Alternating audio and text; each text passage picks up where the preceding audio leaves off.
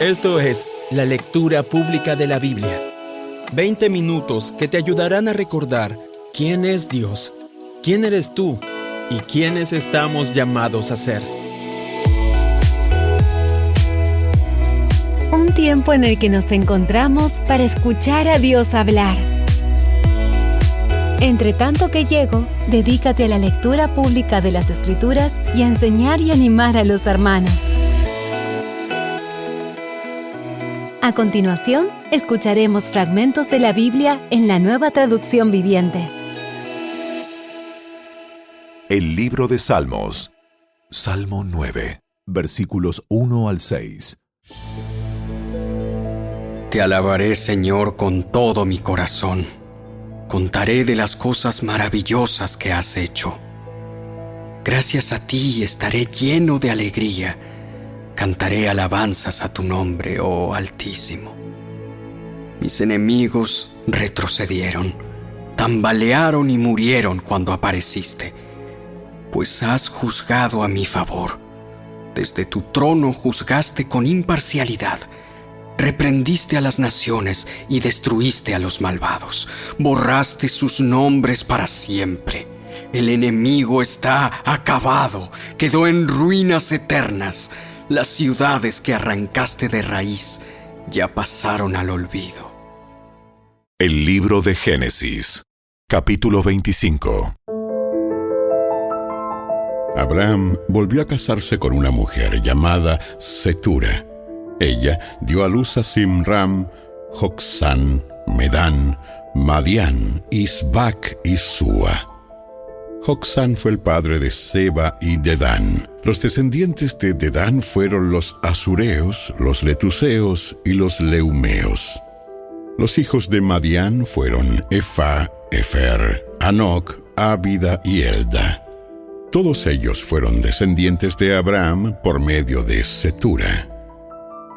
Abraham le dio todo lo que poseía a su hijo Isaac, pero antes de morir, les dio regalos a los hijos de sus concubinas y los separó de su hijo Isaac, enviándolos a una tierra en el oriente. Abraham vivió 175 años y murió en buena vejez, luego de una vida larga y satisfactoria. Dio su último suspiro y se reunió con sus antepasados al morir.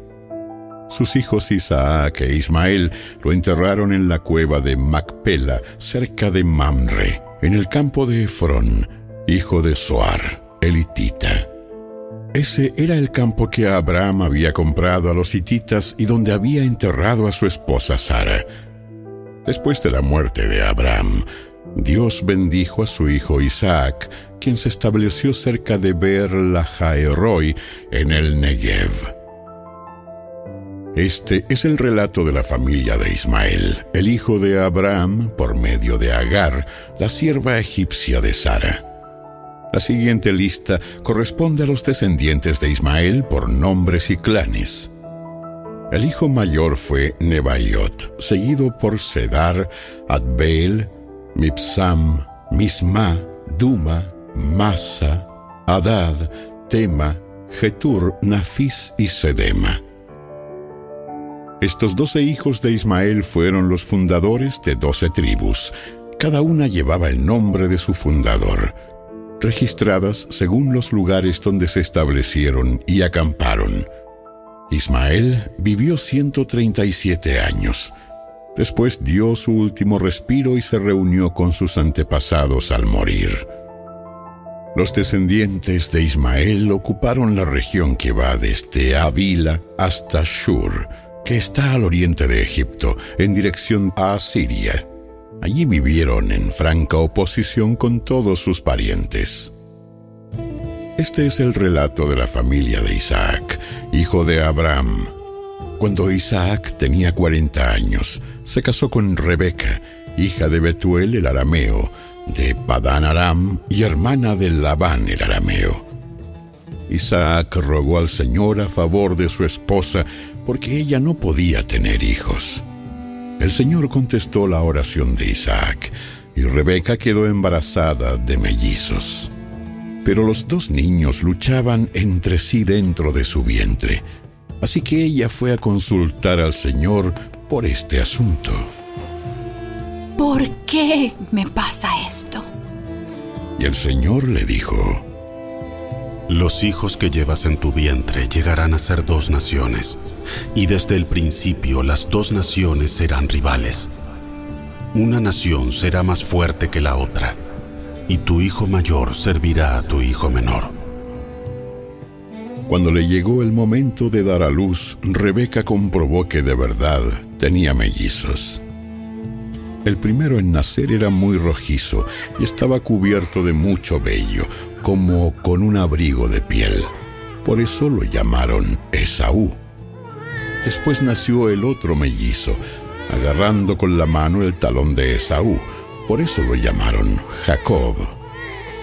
Isaac tenía 60 años cuando nacieron los mellizos. Los muchachos fueron creciendo y Esaú se convirtió en un hábil cazador. Él era un hombre de campo, pero Jacob tenía un temperamento tranquilo y prefería quedarse en casa. Isaac amaba a Esaú porque le gustaba comer los animales que cazaba, pero Rebeca amaba a Jacob. Cierto día, mientras Jacob preparaba un guiso, Esaú regresó del desierto, agotado y hambriento. Esaú le dijo a Jacob: Me muero de hambre. Dame un poco de ese guiso rojo. Así es como Esaú obtuvo su otro nombre, Edom, que significa rojo. Respondió Jacob: Muy bien, pero dame a cambio tus derechos del hijo mayor. Mira, me estoy muriendo de hambre. ¿De qué me sirven ahora los derechos del hijo mayor? Pero Jacob dijo: Primero, tienes que jurar que los derechos del hijo mayor me pertenecen a mí. Así que Esaú hizo un juramento mediante el cual vendía todos sus derechos del hijo mayor a su hermano Jacob. Entonces Jacob le dio a Esaú guiso de lentejas y algo de pan. Esaú comió y luego se levantó y se fue. Así mostró desprecio por sus derechos del hijo mayor. El libro de Génesis, capítulo 26. Un hambre terrible azotó la tierra, como había ocurrido antes en tiempos de Abraham. Así que Isaac se trasladó a Gerar, donde vivía Abimelec, rey de los filisteos. El Señor se le apareció a Isaac y le dijo: No desciendas a Egipto, sino haz lo que yo te digo. Vive aquí como extranjero en esta tierra, y yo estaré contigo y te bendeciré. Yo, con estas palabras, confirmo que te daré todas estas tierras a ti y a tu descendencia, tal como le prometí solemnemente a Abraham, tu padre. Haré que tus descendientes sean tan numerosos como las estrellas de los cielos, y les daré todas estas tierras. Y mediante tu descendencia, todas las naciones de la tierra serán bendecidas. Yo haré esto porque Abraham me escuchó y obedeció todos mis requisitos, mandatos, decretos e instrucciones. Entonces Isaac se quedó en Gerar. Cuando los hombres que vivían allí le preguntaron a Isaac acerca de Rebeca, su esposa, él dijo: Es mi hermana. Tenía temor de decir: ella es mi esposa, porque pensó: me matarán para conseguirla, pues es muy hermosa. Pero tiempo después, Abimelec, rey de los filisteos, miró por la ventana y vio a Isaac acariciando a Rebeca. Al instante, Abimelec mandó llamar a Isaac y exclamó: ¡Es evidente que ella es tu esposa! ¿Por qué dijiste, es mi hermana? Porque tuve temor de que alguien me matara para quitármela. ¿Cómo pudiste hacernos semejante cosa? Uno de mis hombres bien podría haber tomado a tu esposa para dormir con ella, y tú nos habrías hecho culpables de un gran pecado. Entonces Abimelec dio esta orden a todo el pueblo: Cualquiera que toque a este hombre o a su esposa será ejecutado. Cuando Isaac sembró sus cultivos ese año, cosechó 100 veces más grano del que había plantado, porque el Señor lo bendijo. Se hizo muy rico y su riqueza siguió aumentando. Adquirió tantos rebaños de ovejas y de cabras, manadas de ganado y ciervos, que los filisteos comenzaron a tenerle envidia. Así que los filisteos taparon con tierra todos los pozos de Isaac. Eran los pozos que habían cavado los siervos de su padre Abraham. Por último, Abimelech ordenó a Isaac que se fuera de la región. Vete a algún otro lugar, porque te has hecho demasiado poderoso para nosotros. Así que Isaac se mudó al valle de Gerar y allí armó sus carpas y se estableció. También reabrió los pozos que su padre Abraham había cavado, porque los filisteos los habían tapado después de su muerte, y les puso nuevamente los nombres que Abraham les había dado. Los siervos de Isaac también cavaron en el valle de Gerar y descubrieron un pozo de agua fresca. Pero después, los pastores de Gerar llegaron y reclamaron el manantial. ¡Esta agua es nuestra! ¡Esta agua es nuestra! Dijeron ellos, y discutieron sobre el pozo con los pastores de Isaac. Por eso Isaac llamó a aquel pozo Esek, que significa disputa. Luego los hombres de Isaac cavaron otro pozo, pero de nuevo hubo conflicto. Por eso Isaac lo llamó Sitna, que significa hostilidad. Isaac abandonó ese pozo, siguió adelante y cavó otro. Esta vez no hubo ningún conflicto. Entonces Isaac llamó a aquel lugar Rehobot, que significa espacio abierto, porque dijo: Al fin el Señor ha creado espacio suficiente para que prosperemos en esta tierra. De allí Isaac se mudó a Beerseba, donde el Señor se le apareció la noche de su llegada. Yo soy el Dios de tu padre Abraham. No tengas miedo, porque yo estoy contigo y te bendeciré. Multiplicaré a tus descendientes y se convertirán en una gran nación. Lo haré a causa de la promesa que hice a Abraham, mi siervo. Luego Isaac construyó allí un altar y adoró al Señor. Estableció su campamento en ese lugar y sus siervos cavaron otro pozo. Cierto día, el rey Abimelech llegó desde Gerar con su consejero, Ahuzat, y también con Ficol, el comandante de su ejército. Preguntó Isaac: ¿Por qué han venido aquí? Es evidente que ustedes me odian, ya que me echaron de su tierra. Respondieron ellos: Podemos ver claramente que el Señor está contigo. Por eso queremos hacer un tratado contigo bajo juramento. Jura que no nos harás daño, ya que nosotros nunca te hemos causado problemas a ti. Siempre te hemos tratado bien y te despedimos en paz. Y mira ahora cómo el Señor te ha bendecido. Entonces Isaac preparó un banquete para celebrar el tratado y comieron y bebieron juntos. Temprano a la mañana siguiente, cada uno hizo el solemne juramento de no interferir con el otro. Luego Isaac los envió de regreso a su tierra y ellos se fueron en paz. Ese mismo día, los siervos de Isaac llegaron y le contaron acerca de un nuevo pozo que habían cavado. ¡Hemos encontrado agua! ¡Hemos encontrado agua! Por eso Isaac llamó al pozo Seba, que significa juramento. Hasta el día de hoy la ciudad que surgió allí se llama Beerseba, que significa pozo del juramento.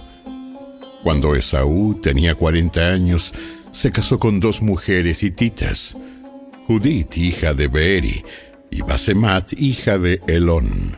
Pero las esposas de Esaú amargaron la vida de Isaac y Rebeca.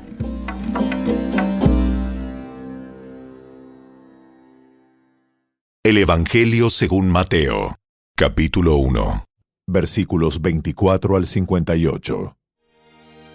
La siguiente es otra historia que contó Jesús. El reino del cielo es como un agricultor que sembró buena semilla en su campo. Pero aquella noche, mientras los trabajadores dormían, vino su enemigo, sembró hierbas malas entre el trigo y se escabulló. Cuando el cultivo comenzó a crecer y a producir granos, la maleza también creció. Los empleados del agricultor fueron a hablar con él y le dijeron: «Señor, el campo donde usted sembró la buena semilla está lleno de maleza. ¿De dónde salió?» «Eso es obra de un enemigo», exclamó el agricultor. «¿Arrancamos la maleza?», le preguntaron. «No», contestó el amo. «Si lo hacen, también arrancarán el trigo. Dejen que ambas crezcan juntas hasta la cosecha. Entonces les diré a los cosechadores que separen la maleza, la aten en manojos y la quemen, y que pongan el trigo en el granero». La siguiente es otra ilustración que usó Jesús. El reino del cielo es como una semilla de mostaza sembrada en un campo. Es la más pequeña de todas las semillas, pero se convierte en la planta más grande del huerto. Crece hasta llegar a ser un árbol y vienen los pájaros y hacen nidos en las ramas. Jesús también usó la siguiente ilustración. El reino del cielo es como la levadura que utilizó una mujer para hacer pan. Aunque puso solo una pequeña porción de levadura en 3 medidas de harina, la levadura impregnó toda la masa. Jesús siempre usaba historias e ilustraciones como esas cuando hablaba con las multitudes. De hecho, nunca les habló sin usar parábolas. Así se cumplió lo que había dicho Dios por medio del profeta. Les hablaré en parábolas. Les explicaré cosas escondidas desde la creación del mundo. Luego, Jesús dejó a las multitudes afuera y entró en la casa. Sus discípulos le dijeron: «Por favor, explícanos la historia de la maleza en el campo». El Hijo del Hombre es el agricultor que siembra la buena semilla. El campo es el mundo, y la buena semilla representa a la gente del reino. La maleza representa a las personas que pertenecen al maligno. El enemigo que sembró la maleza entre el trigo es el diablo. La cosecha es el fin del mundo, y los cosechadores son los ángeles. Tal como se separa la maleza y se quema en el fuego, así será en el fin del mundo. El Hijo del Hombre enviará a sus ángeles, y ellos quitarán del reino todo lo que produzca pecado y a todos aquellos que hagan lo malo. Y los ángeles los arrojarán al horno ardiente, donde habrá llanto y rechinar de dientes. Entonces los justos brillarán como el sol en el reino de su Padre. El que tenga oídos para oír, que escuche y entienda. El reino del cielo es como un tesoro escondido que un hombre descubrió en un campo. En medio de su entusiasmo, lo escondió nuevamente y vendió todas sus posesiones a fin de juntar el dinero suficiente para comprar el campo. Además, el reino del cielo es como un comerciante en busca de perlas de primera calidad. Cuando descubrió una perla de gran valor, vendió todas sus posesiones y la compró. También el reino del cielo es como una red para pescar que se echó al agua y atrapó toda clase de peces. Cuando la red se llenó, los pescadores la arrastraron a la orilla, se sentaron y agruparon los peces buenos en cajas, pero desecharon los que no servían. Así será en el fin del mundo. Los ángeles vendrán y separarán a los perversos de los justos, y arrojarán a los malos en el horno ardiente, donde habrá llanto y rechinar de dientes. ¿Entienden todas estas cosas? Sí, las entendemos. Todo maestro de la ley religiosa que se convierte en un discípulo del reino del cielo es como el propietario de una casa, que trae de su depósito joyas de la verdad tanto nuevas como viejas. Cuando Jesús terminó de contar esas historias e ilustraciones, salió de esa región. Regresó a Nazaret, su pueblo. Cuando enseñó allí en la sinagoga, todos quedaron asombrados y decían: ¿De dónde saca esa sabiduría y el poder para hacer milagros? Y se burlaban. No es más que el hijo del carpintero. Y conocemos a María, su madre, y a sus hermanos, Santiago, José, Simón y Judas. Todas sus hermanas viven aquí mismo entre nosotros. ¿Dónde aprendió todas esas cosas? Se sentían profundamente ofendidos y se negaron a creer en él. Entonces Jesús les dijo: Un profeta recibe honra en todas partes, menos en su propio pueblo y entre su propia familia. Por lo tanto, hizo solamente unos pocos milagros allí, debido a la incredulidad de ellos.